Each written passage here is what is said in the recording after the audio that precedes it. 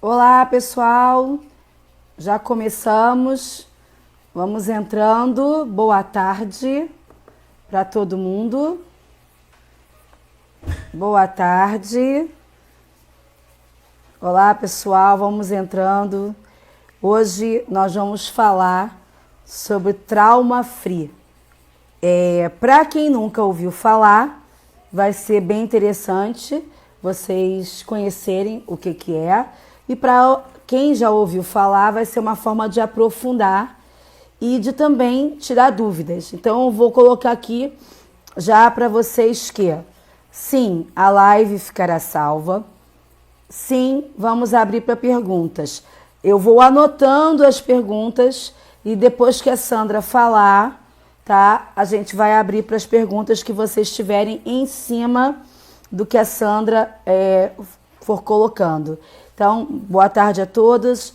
Hoje nós estamos recebendo a Sandra Rossi Madormo, graduada em Educação Física, pós-graduada em Psicomotricidade pelo GAI, certificada em Psicomotricidade pela Universidade de Paris, na França, certificada em Natação e Natação para Bebês Internacional no México, especializada em Psicomotricidade Aquática pelo GAI no Instituto Velasco, lá na Vencer, com a Cacilda Velasco, pós-graduada em Neuromotricidade em Cuba, foi membro diretivo do Conselho da UNEM, União das Escolas de Natação, foi sócia e diretora da Academia Via Esportes, é co-idealizadora e diretora técnica do INAT, co-idealizadora e diretora técnica do Congresso Brasileiro de Natação Infantil, co-idealizadora, né, da campanha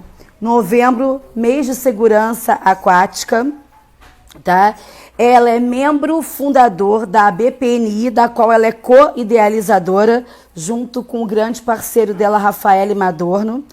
Ela é membro da IDEA, que é a Associação Ibero-Americana de Educação Aquática Especial e Hidroterapia. É docente de pós-graduação da FMU, FEFISO e Estácio.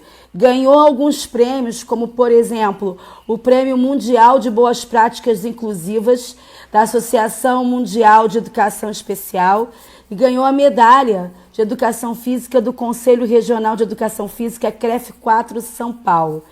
Né? E é palestrante nacional e internacional e é um grande orgulho da nossa comunidade da natação infantil e de bebê tê-la nos representando. Então, com vocês, né, a Sandrinha, eu estou até procurando a Sandra, que já achei, ela vai contar conosco, né?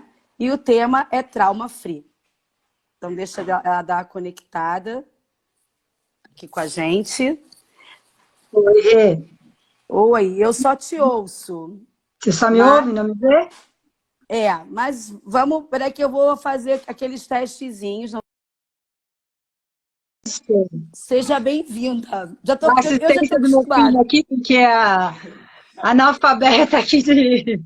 Então, eu deixei para a abertura final que você é a esposa do Rafael e a mãe do Luigi. Então, aí, ó, tá vendo? Tá Família. vendo? Olha aí, família entrando em ação, né, para Pô, funcionar isso aqui.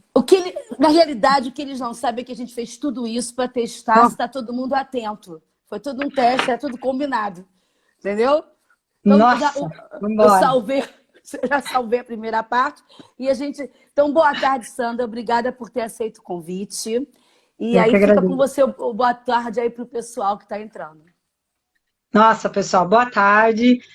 Obrigado a todo mundo que está entrando nesse momento com a gente aí. Obrigado principalmente você, Renata, pelo convite, né, por você estar fazendo esse momento aí de todo mundo ser um pouco melhor, a gente poder trocar essas informações, fazendo todo mundo evoluir profissionalmente num momento tão delicado, tão desgastante para todo mundo, e que inclusive vai estar até dentro do tema nosso, né, de hoje, desse trauma free aí, quando a gente fala da piscina, que a gente vai falar, mas ele também está relacionado até esse momento que a gente está vivendo hoje. Então, obrigado mesmo, tá? E ainda mais agora com esse contratempo todo, você vai me socorrendo e direcionando aí, Vamos embora. Vamos fazer tá? um tutorial na hora. Legal. Eu queria até dizer assim, você foi a responsável por eu dava aula de natação para bebê, mas no Rio de Janeiro você sabe muito bem que a cultura era do bebê individual, né? E foi num curso seu lá na Estilo, em 1900, lá vai bolinha, quando você tinha 17, eu tinha 16, que você foi mostrar pra gente, porque nós queríamos implantar o bebê com a mãe na água e tudo. Foi ali que, assim, já te conhecia de congresso, mas foi ali que eu tomei coragem, a Márcia Napo abraçou a causa e a gente começou com as aulas com as mães lá na piscina, lá na Estilo. Então, você é muito responsável por esse momento também na minha carreira, assim, nesse Legal, início. legal. Muito legal, né? Esse reencontro. Então, Sandra, o tema de hoje é um tema que é um tema que brilha os olhos, né? Que é algo que você e o Rafael, que é seu parceiro nessa jornada, abraçaram. Então, muita gente me perguntou o que é trauma free. Então, a primeira pergunta que eu vou te fazer é, Sandra, o que é trauma free? Então, esse tema é bem complexo, a gente vai falar em partes aí, né? Vou até pegar auxílio aqui das minhas anotações, porque eu tenho que falar em nomes de pessoas, eu tenho que falar em conceitos, né, que eles dão, que não é a Sandra falando, mas sim esses profissionais que estão estudando isso e que geraram isso. Esse conceito surgiu no Congresso Internacional de Natação Infantil na Austrália, e quem está estudando, fazendo tudo isso, é a Associação Internacional das Escolas de Natação. E o que aconteceu? Eles queriam fazer um movimento para que combatesse, né, ou mostrasse, na realidade, a importância do trabalho que tem que ser feito com as crianças, sem um medo na criança, né, sem ser método forçado de natação. Então, na realidade, esse estudo todo começou pela Janice Hansey, né, que ela peraí, deixa eu pegar aqui a cola, só para o currículo da mulher, né? Peraí, que nessa movimentação de vai para lá, vai para cá, saiu tudo da ordem aqui, gente. Tem Mas vamos lá. problema. Estou me achando aqui, peraí. Não tem problema não, Sandra. É um tema bem delicado que eu tenho que falar tudo direitinho, né? Então, ela é consultora e educadora aquática internacional e ela é ativista contra métodos de sobrevivência que usam a força e traumatizam. Então, o que aconteceu? A Janine, ela começou esse movimento de ir em busca de psicólogos, doutores, que falassem o que aquilo, se aquilo estava traumatizando a criança ou não, tá? Se o fato dela estar vivenciando aquela situação na piscina que angustiava ela, né, que deixava ela chorando, que ela contraía aquele corpinho, aquele tônus, mostrando que estava todo contraído, que estava com medo, que não queria estar nessa situação, se isso estava gerando alguma coisa na criança ou não. E aí, indo atrás de congressos para tentar encontrar esses doutores da psicologia, um dos doutores ouviu essa angústia dela e colocou ela em contato com a doutora Frances Waters, que ela é uma americana, né, e ela é terapeuta familiar, e ela é especialista em trauma. Então, aí, a Janine enviou para ela esses vídeos, né, dessa natação, onde mostrava essa criança toda tensa, lá sendo obrigada a ficar numa posição de sobrevivência, né, tanto bebê como crianças um pouco maiores também. E aí, quando a Frances foi olhar esses vídeos junto com o marido dela, que também é um doutor em psicologia, foi até engraçado que depois de um tempo o marido dela saiu de perto dela e começou a chorar. E ela foi ver o que estava acontecendo. E ele falou que aquilo estava angustiando ele, porque voltou na infância dele, quando o pai dele obrigou ele a nadar. Então, assim, o trauma, ele não acontece só no momento. Às vezes a gente acha que aquela situação vai traumatizar e aquilo vai gerar no momento. E isso foi colocado bastante pela Frances, que não, né? Que isso pode gerar lá na adolescência o efeito desse trauma. E não só o trauma, mas o estresse negativo. Né? A gente tem 3 tipos de estresse aí que a gente vai estar falando um pouquinho, a intensidade deles, o que eles geram, por isso que a gente falou que vai estar linkado até o momento que a gente está vivendo também. Mas que esse tipo de trauma, no caso da natação, vamos colocar assim ou outro, mas no caso da natação, aquelas crianças que vomitam, né, que chegam até a vomitar, que você mostra nos seus cursos, eu mostro, e vários profissionais amigos nossos também, né, que trabalham com bebês, isso pode provocar até uma anorexia futura no adolescente ou no adulto. Então, o que ela até colocou que, às vezes, essa situação que ele está vivenciando agora de estresse não vai aparecer agora. Pode aparecer lá na adolescência ou lá na vida adulta. E tem um estudo que mostra de genótipo, que ele fala sobre o que o gene vai gerar em você depois, né? Então, nesse estudo mostra que, por exemplo, o que às vezes parece trauma para um, não é para o outro. E o que é para outro, não é para um. Né? Então, assim, às vezes uma situação que é delicada, você fala, mas isso não vai traumatizar uma criança. Para ela, pode traumatizar. Então, isso já é comprovado. Então, foi por isso que essa Associação Internacional de Natação Infantil foi atrás de estudos científicos, né, para comprovar que isso realmente está fazendo mal para a criança. E aí, ela associou, foi bem interessante o que a Francis colocou lá no dia, na Austrália, no Mundial, ela associou aquelas crianças que viveram em orfanatos após guerra, né, ou em países que tiveram ditaduras e que as crianças ficaram sem os seus pais e tiveram que ir para orfanatos, ela fez uma relação dos movimentos dessa criança que ficava no berço, né, o que ela tinha. Durante o dia, os cuidados dela era só de alimentação, de troca de banho, né, e depois elas eram colocadas no berço novamente. Não tinha todo um trabalho de acolhimento, de afetividade com essa criança, de estímulo, né, para ela, de oportunidades de vivências. Como ela ficava muito deitada no berço, então ela entrava em movimentos estereotipados, de tanta neurose que ela ia acabando entrando. Por quê? Exatamente por ficar numa situação que ela não tinha esse contato, né, o acolhimento. Ela não tinha o contato com o adulto, ela não tinha esse estímulo, a oportunidade. Então, esses movimentos estereotipados de braço que essa criança realizava no berço, o choro, ela depois associou, relacionou com esses movimentos na água. Então, foi aí que ela mostrou, tanto é que a palestra dela foi de 1 dia e meio, só fazendo essa relação, né, de como estava essa criança emocionalmente e como é a criança na água também. Então, com isso, eles estão mostrando, então esse movimento está mostrando a importância de você ter essa relação com a criança nas aulas de natação. E não é só, então, desses métodos forçados. Então, é esse que esse movimento Trauma Free está querendo fazer. Mostrar que, desde a hora que a criança chega na piscina, a importância do profissional está recebendo ela bem. Tá recebendo ela com carinho, tá entendendo, fazendo uma leitura daquele corpinho, do que ele está querendo te dizer, se essa criança está chegando assustada, se ela está chegando bem, se ela não quer entrar na água, né? Então, o que está acontecendo com aquela criança? Então, é isso que esse movimento Trauma Free está querendo. Então, mostrar que se a gente não trabalhar desta forma, a gente pode sim estar traumatizando essa criança. E Sandra, pode completar, Sandra. Inclusive, ela colocou que esses momentos, né, que você está tendo essa tensão, esse medo que essa criança está vivendo, esse estresse, quando ele é tóxico, ele é comparado ao trauma. Então, você está tendo uma inundação de cortisol no organismo da criança. E aí vai ter o que a gente vai falar daqui a pouco, né? O que isso está provocando no cérebro dessa criança, tá? Que era a pergunta que eu ia te fazer. E aproveitando, você vai bebendo uma água e tal.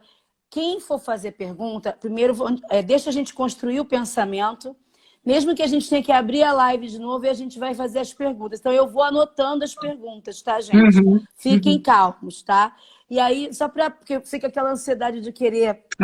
e tem toda uma linha tem um roteiro aqui que a gente preparou. Né? Então, você fez essa introdução, eu lembro que você e o Rafael apresentaram isso no CBNI, né? Fizeram uma apresentação, até mostraram um vídeo dessa criança com esse movimento. Eu lembro bem, estereotipado. Eu fiquei bastante mexida com isso também. Um vídeo pesado, né? Pesado. E aí, mas assim, como então, já que você deu toda essa introdução, como acontece esse trauma, então, no cérebro dessa criança? Já que ficou aqui comprovado com estudos que muitas vezes isso acontece, mas vai se manifestar mais lá na frente, né? Isso. Então, Aham. como é que acontece esse processo, Sandra? Como é que acontece esse trauma? Então, eu vou colocar, lógico que a gente não é uma psicóloga especializada em neurociência e tal, né? Mas eu vou colocar dentro desse nosso conhecer, saber aí. Assim, as situações que a gente passa, a gente vai ter 3 tipos de estresse, tá?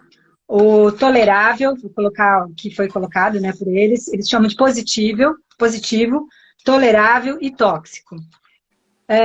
O positivo são essas situações do dia a dia nosso, normal, né? No caso de uma criança, quando ela vai para a escola, que ela enfrenta a prova, né? Quando ela vai tomar uma vacina, é um estresse que ele é controlado, ele é bom, ele é positivo, tá? A gente está vivenciando uma situação, está enfrentando ela bem, e ele não vai deixar marcas nenhuma. O tolerável é quando o período se torna maior, né? Então, por exemplo, quando uma criança tem uma doença séria, ou quando alguém da família, né, o pai, mãe, irmão, tem uma doença séria, e essa criança vai viver por um período maior essa situação. Então, esse sentimento de angústia, né, de ver o sofrimento, esta mãe ou esse pai dedicando o maior tempo àquele irmão, ou a esse pai ou essa mãe, ou a própria criança, né, no caso a gente vê principalmente as crianças com câncer em hospital, né, o tempo que ela permanece nessa situação. Então, esse já é um câncer que eles chamam de tolerável, se tiver o acolhimento da família, se tiver a questão do trabalho emocional, né, que a criança tenha essa emocional dela equilibrado. Então, ela tem esse acompanhamento em toda essa parte emocional dela. Ou seja, ela vai estar tendo todo esse estresse e vai ter no adulto dando apoio para ela nesse sentido.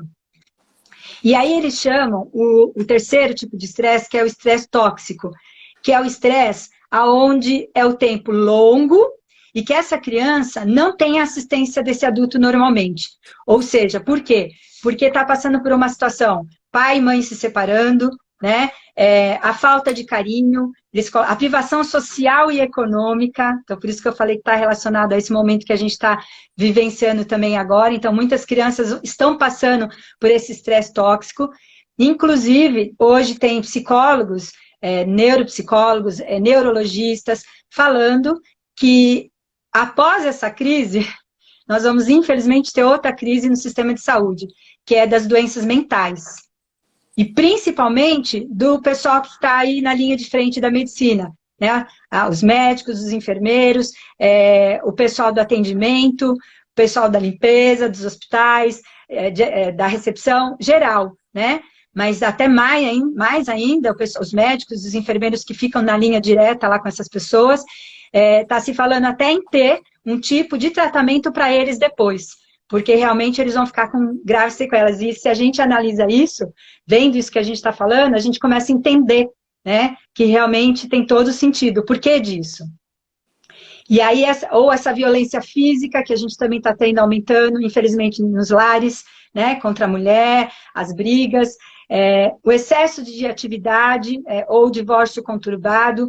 Então, ou seja, ele é tóxico quando ele permanece por um tempo grande e você não tendo essa assistência, né? Então, essas pessoas não tendo assistência nesse período tão conturbado da vida dela, vai fazer com que ela esteja tendo uma carga muito grande desse cortisol no organismo dela.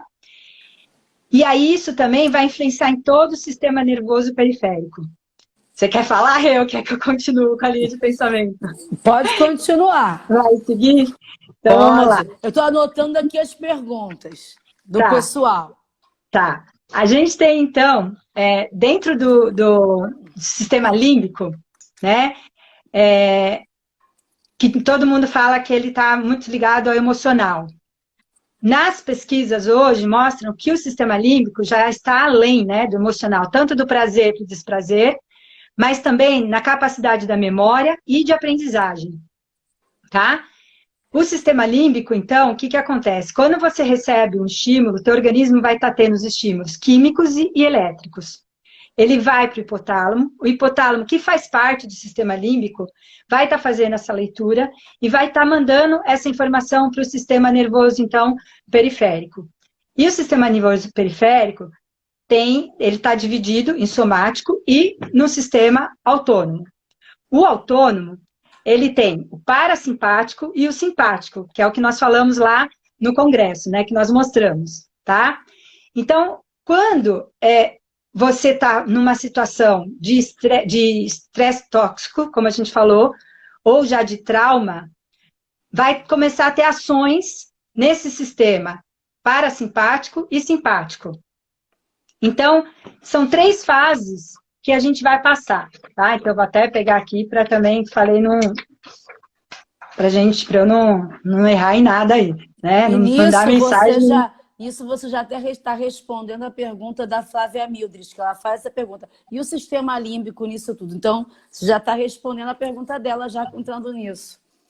Pois é, porque aí vai entrar a amígdala, entra o sistema autônomo, né? Sistema nervoso autônomo, que o que vai acontecer? Nessa descarga de cortisol, quando você está vivenciando essa situação, a gente vai ter 3 fases, né?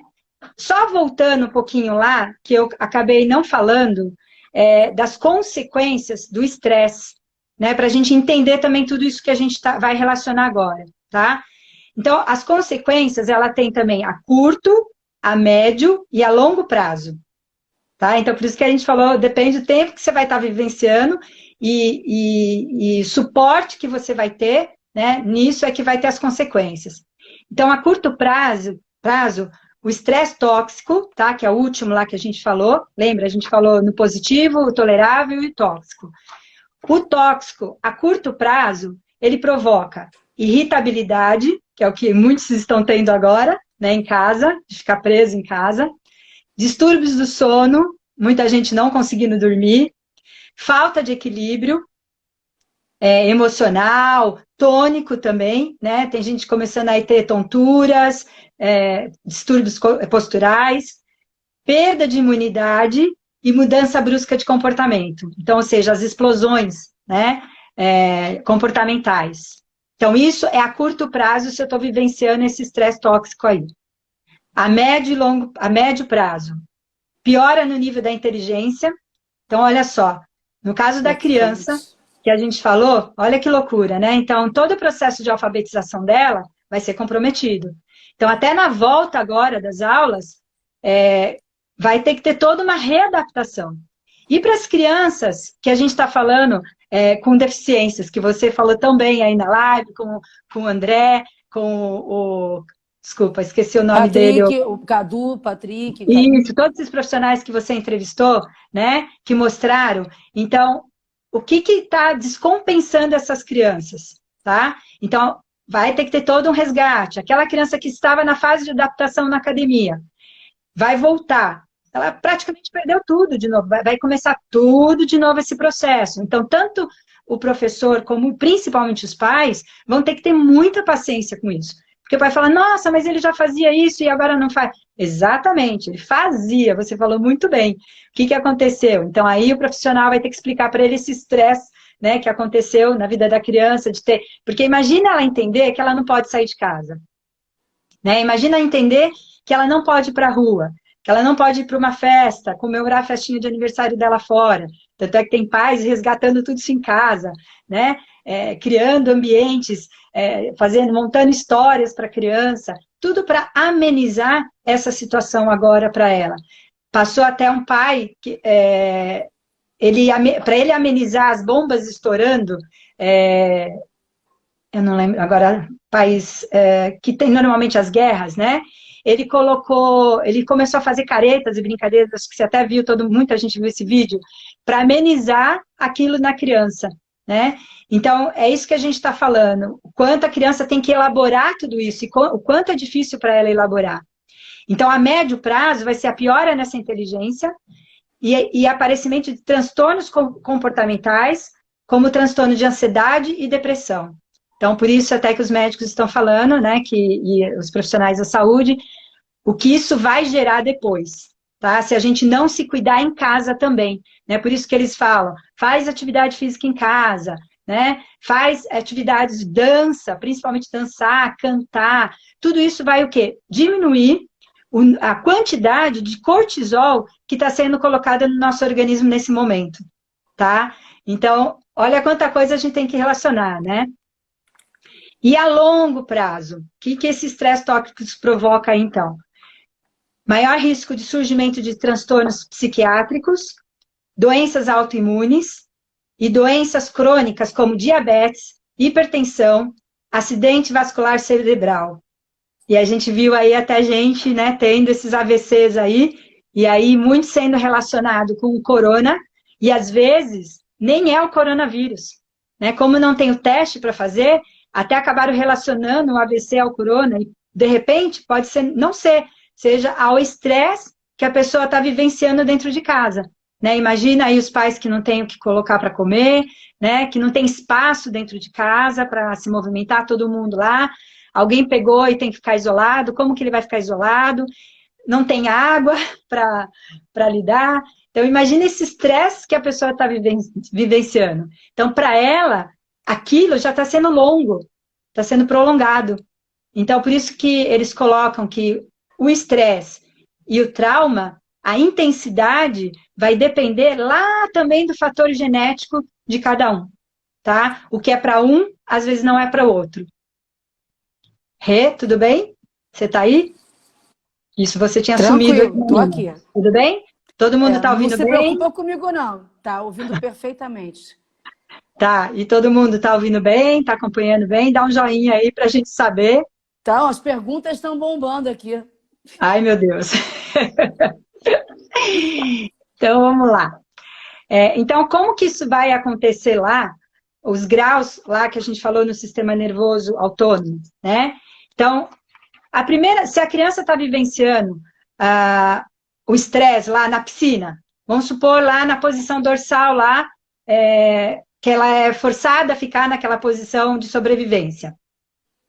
Então, ela vai primeiro ter a primeira conduta que vai estar atuando o sistema parasimpático dela, mais o nervo vago, né, que é do sistema parasimpático lá. O nervo, no sistema parasimpático, a gente tem o nervo vago e o nervo ventral, tá? Vago ventral.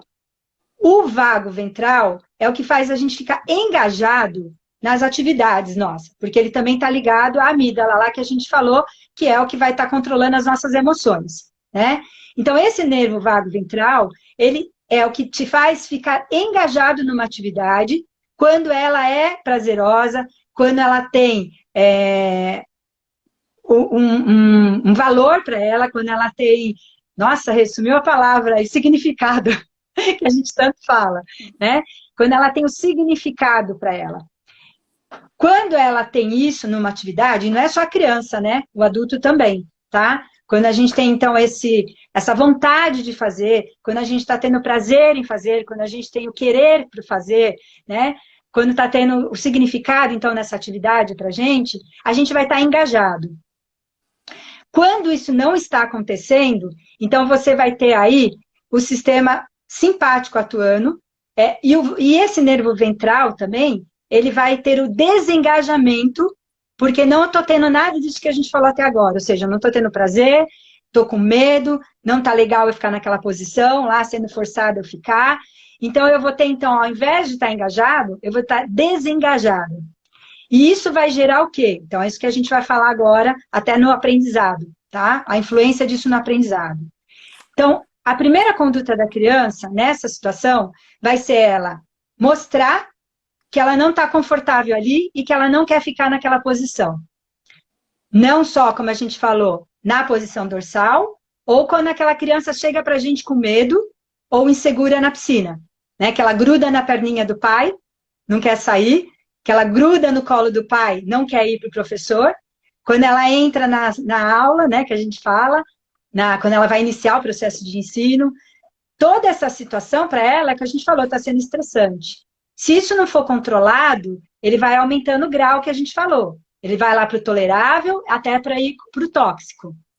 Então, no caso na piscina, qual foi a conduta que ela relacionou lá, da criança que a gente falou dos movimentos estereotipados? Então, o primeiro, ela viu a criança chorando, né, e gritando. Então, ela está na primeira fase lá dela, do sistema parasimpático e do nervo vago ventral atuando, tá, nela. Então, mostrando para ela que ela tem que se defender. Como que ela vai fazer? Ela não sabe falar. ela não sabe falar para o professor ou para o pai, eu não quero ficar nessa posição. Então, qual é a leitura que a gente tem que fazer, então? É da questão facial dela, o emocional dela, o que está expressando? Está expressando um sorriso de prazer ou está expressando um pavor, uma angústia de estar ali, uma tensão?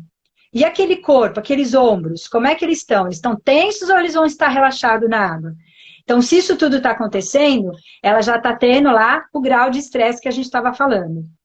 E aí ela percebe que o adulto não está dando bola para isso, né? Ou seja, ele não está... Não, vamos continuar. Ela tem que aprender a sobreviver. Aí a criança, então, vai entrar na segunda fase de estresse dela, né? Ou seja, lutar ou fugir. Ela não tem como fugir, porque ela não tem como se soltar do professor e sair correndo, né? Então, só que ela vai fazer o quê? Ela vai tentar empurrar. Pode ver que muitas dessas posições, até a criança leva o bracinho para trás para tentar agarrar o profissional ou o pai que está mantendo ela nessa posição, né? Então, ela vai tentar fazer isso, agarrar, ela vai tentar espernear mais ainda, mostrar que ela não quer ficar naquela posição. Tanto é que até tem profissionais que, infelizmente, acabam prendendo os bracinhos dessa criança, né? Ou seja, por quê? Porque aí ela vai conseguir se manter mais na posição dorsal, porque ela aumenta a superfície corporal dela, mas principalmente porque ela não tem como mostrar que ela está querendo agarrar esse profissional atrás. Porque se ela não quer ficar lá, o que ela vai fazer? Ela vai tentar agarrar, né? Então, ele prende o braço dela em alguns métodos, infelizmente, acabam prendendo o bracinho dela também, para ela ficar na posição. E aí, mais um momento que o adulto não faz a leitura do que aquela criança está querendo mostrar para a gente, e então ela vai tentar a terceira e pior fase, tá? Que é a fase onde que eles chamam de dissociar, ou seja, entre o sistema parasimpático, que o nervo vago dorsal, né, que os répteis têm de sobrevivência, que é onde ela apaga. A criança deixa de lutar, tá? Isso é o pior momento para uma criança, que inclusive quando eu fiz lá o estágio na França, que eu e a Cláudia Puca, nós fomos para um hospital e passamos o dia vendo as crianças que estavam na UTI. E o médico disse pra gente que o pior momento da vida deles é a hora que a criança para de chorar na UTI. Por quê? Porque ela acha que ninguém está se preocupando com ela. Ela acha que ninguém mais está preocupada, ou seja, está se esforçando para ela sobreviver. Então, ela deixa de lutar pela vida. É mais ou menos isso que acontece na piscina, tá? Quando a criança lá, e a gente vê, ela está fadigada, né? Ela foi inundada por aquele cortisol. Ela não consegue responder mais. Aí o cérebro dela manda ela entrar nesse momento para que ela até não morra. Então, é uma fase antes, por isso que ela fala que é terrível isso, é o trauma, ela fala que é comparado ao trauma de abuso na criança, tá? Por quê? Exatamente por causa disso, porque entrou no ápice lá do sistema nervoso para que ela, uma defesa antes da morte, né? Ou seja, porque o organismo dela está em colapso fisiológico, neurológico, tá? Entrou em colapso tudo. Então, é uma forma dele se defender. Então, ela dissocia, ela se desconecta para poder ficar naquele período ali. Então, olha a profundidade e a responsabilidade que nós temos, né, com essa criança na piscina, com esse adulto, porque eu mesmo e muitos profissionais de todos nós que estamos aí conversando agora, né, porque está sendo uma conversa entre a gente, profissionais com mais idade, profissionais novos iniciando aí, profissionais com uma média já intermediária de experiência, é para a gente entender que num processo de aprendizagem, ele é muito sério. A gente, além, no nosso caso da piscina, além da gente se preocupar com o processo de aprendizagem, da metodologia que você vai utilizar em relação à técnica para ensinar os nados, né? A gente tem que se preocupar muito mais com isso. Por isso que até a gente do INAT fez aquela roda da evolução profissional lá, exatamente para a gente entender que nós, como profissionais da saúde, a gente não pode ver só o movimento como movimento somente, como a parte motora. Ele está diretamente ligado ao nosso emocional, né? É um todo, nosso corpo é um todo, não tem como a gente separar corpo e mente. Então, é importante a gente entender o movimento, é importante a gente entender como ele é realizado, qual toda a cadeia de sequência dele, né? Da onde ele surge, da onde ele termina, para que seja mais fácil o processo de aprendizagem motora, mas é muito importante a gente entender também a questão emocional, porque senão eu fico preocupada só com essa parte motora, dele aprender a sobreviver, né, dele cair na água e sobreviver, mas não estou preocupada com o que está acontecendo com esse emocional dessa criança, com essa parte fisiológica dela, né, que está sendo inundada de desequilíbrios, né, por essas substâncias neurotransmissoras, essas substâncias hormonais, estão todas em desequilíbrio, e o que isso está gerando no organismo da criança. Você colocou algo assim que é muito importante, porque o professor precisa identificar isso, né? Então, tem muita gente que vê o fato da criança parar de chorar, por exemplo, ela se adaptou. E você está colocando aí algo muito mais profundo. Não, ela não se adaptou, ela desistiu de lutar. Exato. É muito mais profundo. E aí, até vem uma pergunta que várias pessoas fizeram e está no nosso roteiro aqui, né? Como se identifica esse choro do trauma dessa criança, do choro de outra comunicação que a criança está fazendo com o professor? Tá. Então aí quem vai falar também não é a Sandra, né? É o Isamitiba, que mostra pra gente isso com a filha dele. Até o nome dela é Natérsia Tiba. Tem um livro, para quem quiser se aprofundar um pouquinho nisso, é muito legal, que chama Quem Ama Educa. Tá? Muito bom. É fantástico, né? Então esse livro faz até exatamente a gente perder o medo de colocar os limites na criança.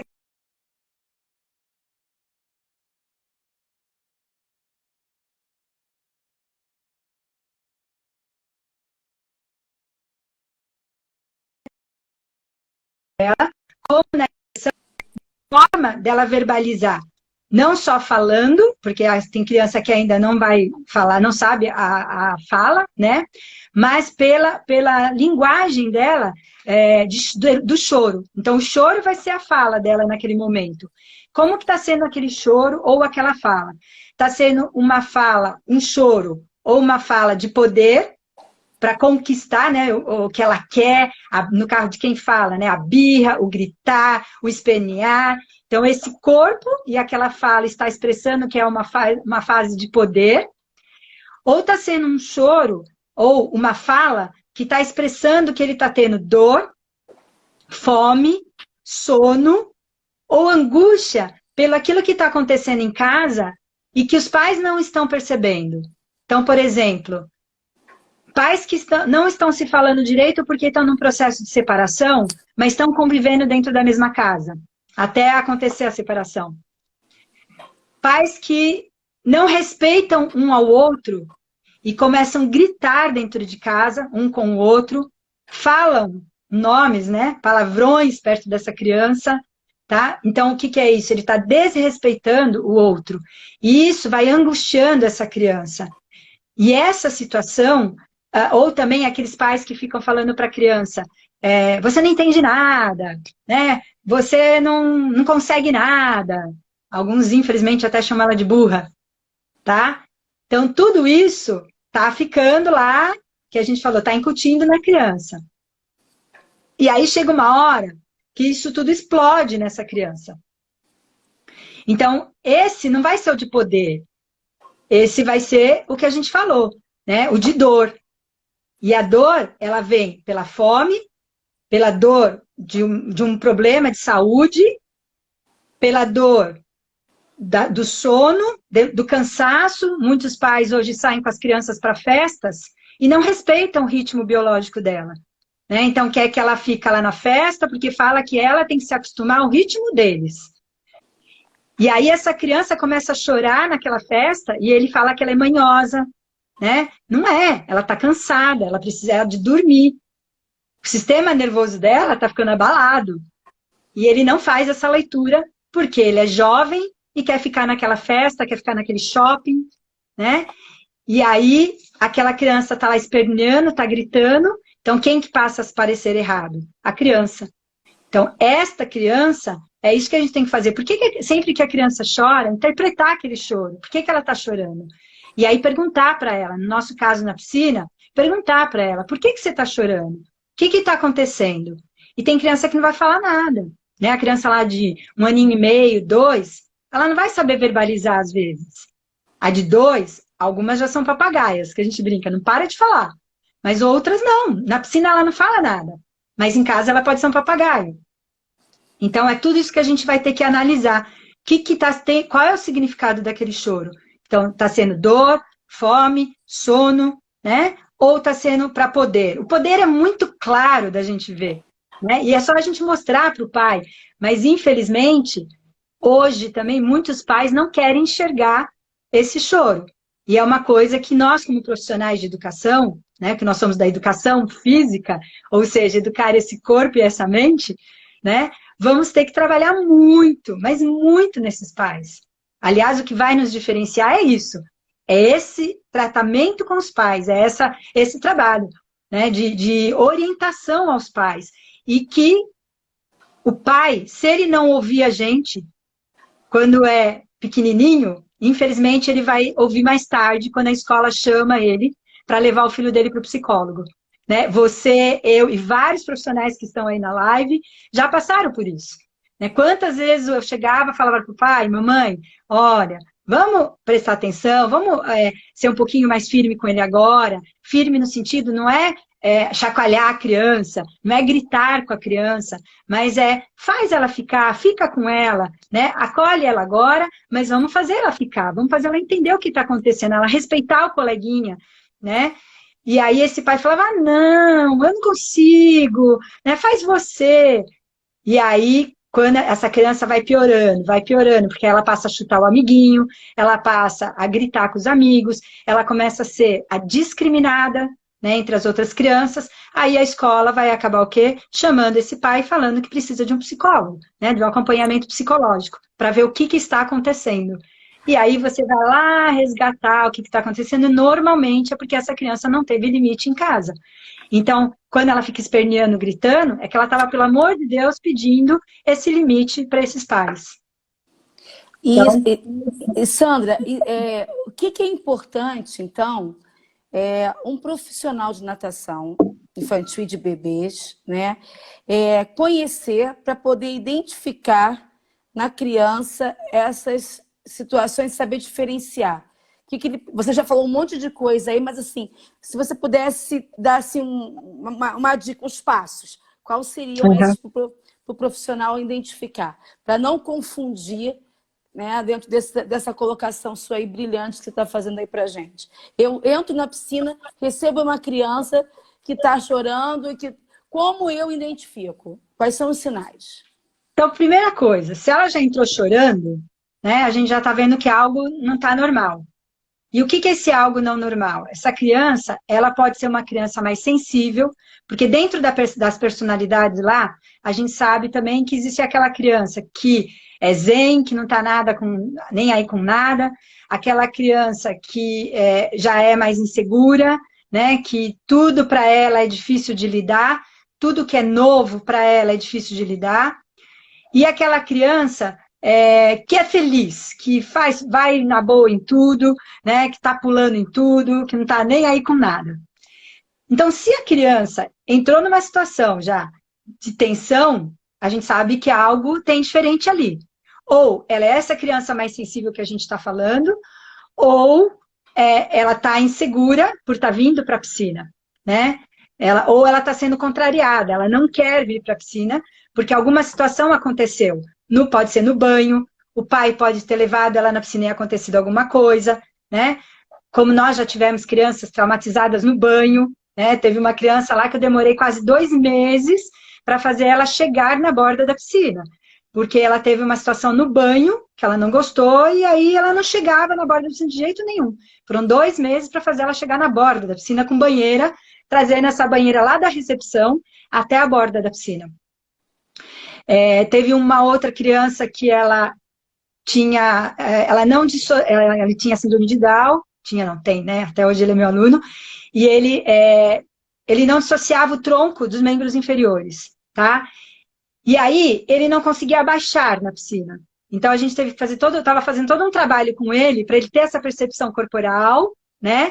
Então, ele não queria colocar o rosto na água, ele não conseguia baixar também para colocar o rosto na água. Então, entrava dois fatores isso aí. Ele até gostava da água no rosto muito bem, mas ele não aceitava baixar na água. E aí a gente estava conseguindo um trabalho ótimo com ele, até ele já estava começando a deitar no tapete, tá? De dissociação, tal, tudo. E ele foi para a piscina com a tia. E a tia achou, né, que podia afundar a cabeça dele na piscina. Ou seja, perdi todo o trabalho que eu fiz com ele, tá? Então, tanto aquela criança, nós perdemos o que foi feito no banho, né? A mesma coisa aconteceu com simplesmente um brincar, que ela achou que era um brincar na piscina, né? Não foi por maldade, não foi nada, foi realmente por desconhecimento, né? Acabou acontecendo isso. Então, essas situações podem gerar essa postura dessa criança na hora que ela chega na piscina com a gente. Ou todas aquelas situações que a gente falou que ela está vivenciando em casa, né? Uma vovó que morreu, um cachorrinho que morreu, papai que está separando, iniciou o processo na escola. Quantas crianças a gente vê regredindo na natação porque iniciaram o processo na escola, né? Então a gente até fala, não dá para começar os dois juntos, escola e natação. É muita coisa para a criança elaborar. Então começa um, depois começa o outro. Deixa ela se adaptar. A mãe que está grávida, né, do irmãozinho. Exatamente, Rê, né? Isso daí, então, muda totalmente. A criança gruda no pescoço da mãe, né? E não larga. E aí a mãe, mas como? Ela já mergulhava, ela já nadava. Aí a gente explicar, não é uma regressão motora, é uma regressão emocional nesse momento. Muito bem lembrado isso daí, Renata. Tá super bem colocado. Então é isso, por isso que a gente fala que é importante o profissional conhecer desse desenvolvimento emocional que a gente está falando, né? Então, essa característica a gente vê. Ela chegou já tensa? Ela chegou chorando? Primeira coisa, perguntar para o pai por quê. Ela está com sono? Ela está com fome? Ela chegou no final da tarde, que é a escola, que ela veio da escola, tá? Muitas crianças já estão cansadas, estressadas, né? Muita informação. É a natação no sábado, que acontece muito. Ela ficou a semana inteira na escola, período integral. Aí o que acontece? Vai para a natação no sábado. Aí ela acorda a família junto. O que ela quer? Ficar junto com os pais. Ela não quer separar dos pais. Aí o pai leva para a natação e quer que ela vá com o professor direto, sem fazer o tempo de adaptação, de transição. Então, o que acontece? O problema não é a piscina, o problema não é o professor, o problema é o pai que não está respeitando esse momento dela. Então, o professor tem que fazer várias perguntas na hora que ela chega, né? Esta criança que está demonstrando essa situação não normal para a gente relaxada. Essas perguntas aqui tiveram umas 4 perguntas dentro desse tema. O que o professor precisa pontuar para os pais sobre esse assunto? Que seriam coisas importantes do professor pontuar. Você falou, perguntar como foi a noite, perguntar. Mais alguma coisa que pode ser feita, Sandra? Olha, eu acho que o principal é esse que a gente apontou até agora, tá? Nessas questões realmente de sono, alimentação, de como está em casa, ou se ela está também tendo algum momento de doença, né? Às vezes a criança está passando por um momento que ela entra com medicação, né? Uma criança que na escola está tendo problema de alfabetização, então às vezes entra com medicações que a gente sabe, infelizmente, hoje não só... Infelizmente, muitas crianças estão tomando medicações, né, estão sendo chamadas de hiperativas, né? Você mais do que ninguém sabe falar melhor até do que eu sobre isso. Então, estão entrando com medicações nela que altera todo o sistema nervoso dela. Então, tem criança que chega para a gente dopada, né? Ou tem criança que está descompensada, porque aquela medicação, até achar o equilíbrio dela, vai descompensar totalmente a criança dentro da parte do sistema nervoso. Então, até achar o ponto da medicação, essa criança, ao invés dela estar equilibrada, ela vai estar descompensada. E, então, esse é um fator importante também que a gente tem que, hoje em dia, analisar. E como hoje, toda essa sociedade que está sem estar com a preocupação do ser e sim no ter, que não tem mais tempo para essa... Os pais falam que não tem mais tempo, né, para essa criança. E o Issam Tibet até fala muito bem no livro dele, que a partir do momento que você foi pai, você tem que entender que você vai ter que educar seu filho. E educar é dar atenção, não é só colocar limite, né? Tem criança que é o que a gente falou, que não está tendo limite, porque ela está pedindo desesperadamente o afeto, né? Ela está pedindo desesperadamente até o limite. Então, a criança está toda descompensada na escola, e aí ela vai para a natação, pior ainda, né? Porque já é o final do dia dela. Então, olha quantas variáveis que a gente vai ter que lidar a partir de agora, Pessoal, né? Numa pediu para você sociedade. repetir o nome do livro do Samitiba. Quem ama, educa. Depois, no final, a gente bota uma foto, como eu faço com todo mundo que indica livro, e boto lá nos stories para o pessoal procurar. Então, esse Tá, livro, alguns livros que você está indicando, eu estou anotando aqui. Fizeram tá. uma pergunta que eu acho que cabe, mesmo que a gente abre para o final, mas essa pergunta acho que cabe agora.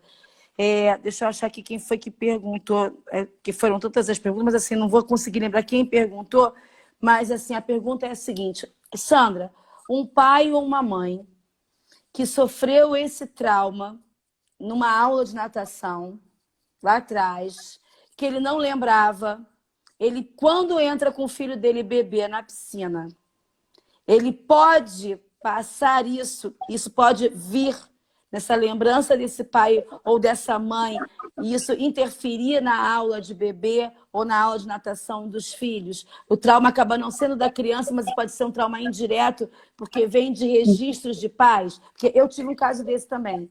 Mas aí Eu também. Então, a gente não pode afirmar que todos vão acontecer isso, mas é como a Francis Otter colocou lá, pode acontecer de desencadear.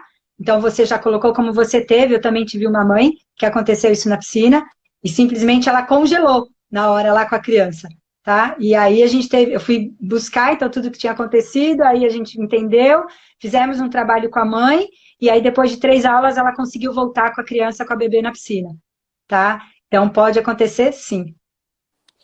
No meu caso, o menino tinha muito medo, ela tinha muita vontade, só que na gestação dela, ela estava em Maceió, ela não sabe nadar, a jangada virou, ela estava no 7º mês, ela sofreu um afogamento, ficou muitas horas, e ela falou assim: eu nunca contei para o meu filho. Eu falei: mas não precisa, o seu corpo, tudo que você passou, ele passou também.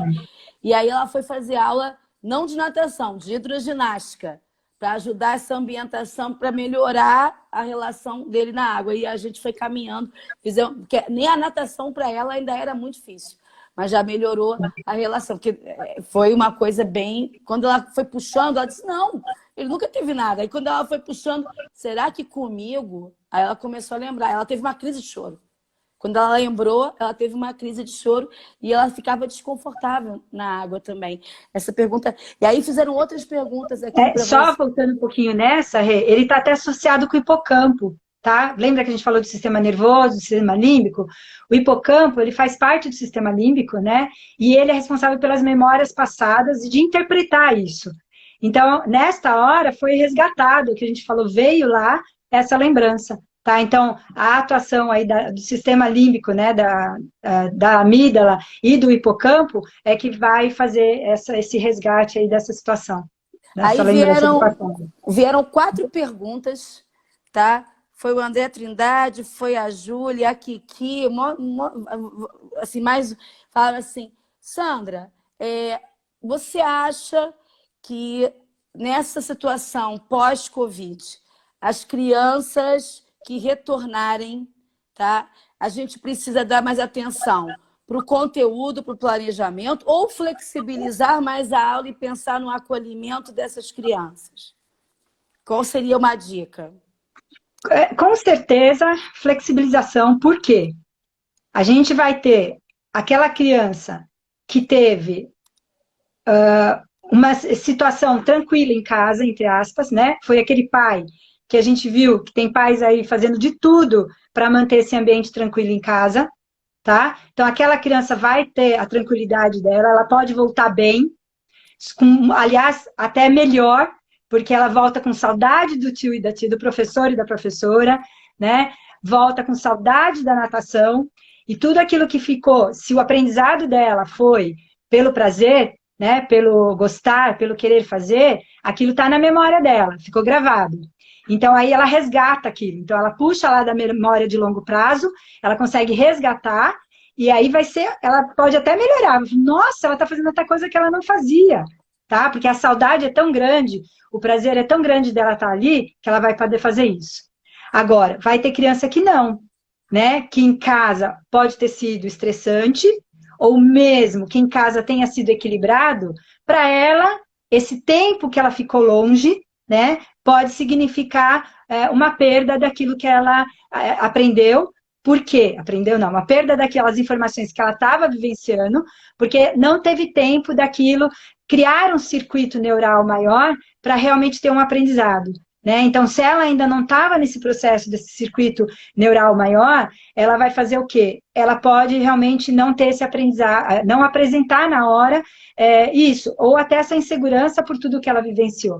Tá? Então, a gente vai ter essas duas crianças chegando na mesma aula. Então, por isso que eu falei dessa flexibilidade, né? Porque você pode ter aquela criança que vai estar evoluindo mais ainda, e você vai poder ter essa criança que vai estar realmente ou estressada, ou essa criança que vai estar com aquele movimento, aqui a gente fala com aquela energia toda acumulada, e ela precisa liberar isso na água, então ela vai ficar pulando, pulando, pulando, pulando, pulando, e aí o professor vai querer conter essa criança e entrar já com o exercício, ela não vai conseguir elaborar isso, né? Então não dá também, tem que deixar ela liberar todo esse prazer dela, aquela alegria, aquela felicidade daquele momento que ela está expressando.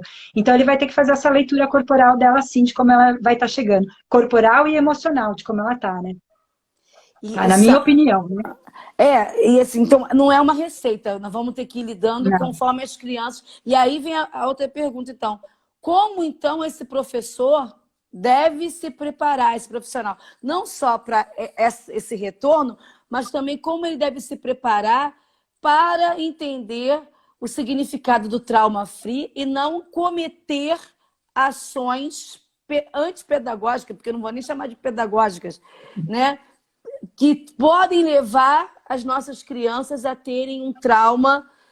Então, como é que a gente pode se engajar nesse movimento de trauma free e se preparar para se engajar nisso? Então, e a gente também, dentro dessa linguagem que você colocou, bem, porque você vai falando, eu também vou puxando aquilo que eu esqueci de falar, ou que passou, né, pelo raciocínio do pensamento. Nem sempre vai ser trauma, tá? É o que a gente falou. O estresse tóxico está no mesmo nível que o trauma. Então, a gente tem que entender que, às vezes, não foi traumatizado, né? Que nem passou, vivenciou esse momento, não chegou um trauma, mas teve um estresse tóxico. Então, é isso que a gente tem que deixar claro na cabeça das pessoas, tá? Então, esse é o primeiro ponto. Segundo ponto, a gente vai ter que lidar principalmente com os pais que vão vir pra gente, que vão estar estressados, tá? E tóxico. Por quê? Porque esse cara está lidando com o quê? Com a situação financeira dele, com a empresa ou com o emprego dele, né? Que ou a empresa está num processo difícil, que a gente sabe muito bem o que todo mundo que tem empresa está passando, nesse momento desesperador, porque como que ele paga o salário dos funcionários? Né? Como ele vai manter toda a equipe dele? Quem é empregado? Eu vou ter o meu emprego ou não vou ter meu emprego quando eu voltar? Né? Então, tudo isso, quem é personal aí, está numa situação super difícil, né? Os personagens da água. Porque por mais que a gente dê terrestre, não é água. Então, às vezes, alguns pais não valorizam isso, infelizmente, né? Então, toda essa situação está fazendo não só os pais e as crianças estarem estressadas, o professor vai estar estressado também.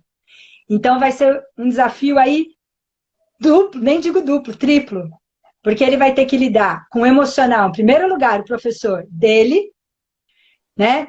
Todo o estresse que ele também passou nesse período, lidar com o estresse do pai, que está passando por esse período, que ele não sabe se ele fica empregado ou não, quem tem a empresa não sabe se ela consegue sobreviver ou não, e o estresse da criança, se ela for essa criança que a gente falou estressada também. Então, ele vai ter que respirar muito, fazer meditação, fazer respiração, tá? Para conseguir lidar com toda essa situação, porque não vai ser fácil. Esse retorno vai ser bem difícil. Então, a nossa live aqui, eu estou cronometrando, ela vai agora cair. Então, o que a gente vai fazer? Tutorial para você, Sandra. Você vai encerrar a live, print, salva no Stories, e aí vamos reiniciar, tá? Para poder ficar salvo para todo mundo fazer as perguntas e a gente continuar aqui, que tem um monte de perguntas e as considerações finais. Perfeito? Tá, e eu te chamo de novo, certo? Isso. Tá, Todo mundo pessoal, ok? dá 5 minutinhos aí. 5 minutinhos, a gente já volta. É o comercial. É o que você fala, o comercial é pro xixi, Yara. Isso. Tá bom, vai lá, encerra. Obrigada, pessoal.